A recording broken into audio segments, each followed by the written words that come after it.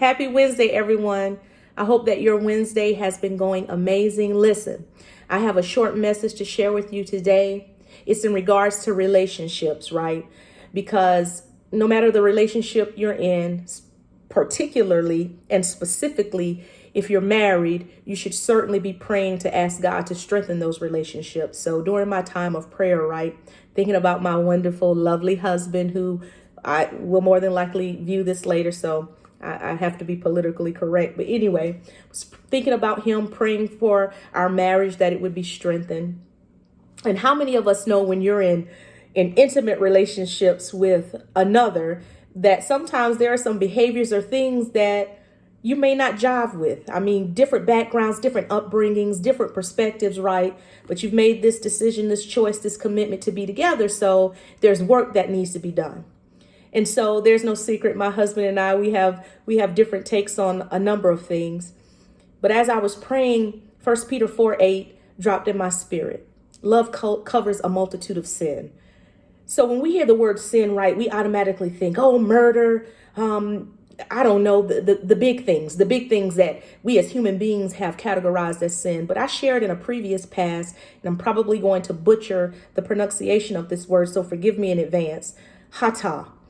That's the Hebrew word for sin, which literally means to miss the mark. Sin is as simple as just missing the mark. You make a mistake, right? And so we do this in our relationships, right? We do this in our interactions with others.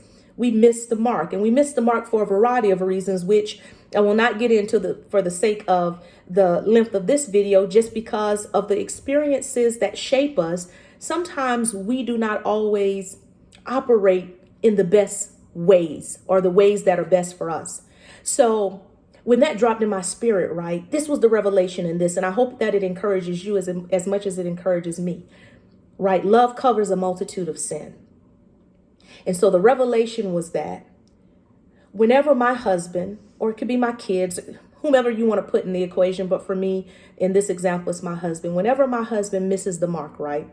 Maybe I feel like he's not hearing me, understanding me in the way that I'd like to be understood, or I don't know, maybe he's doing something that just annoys me. Who knows?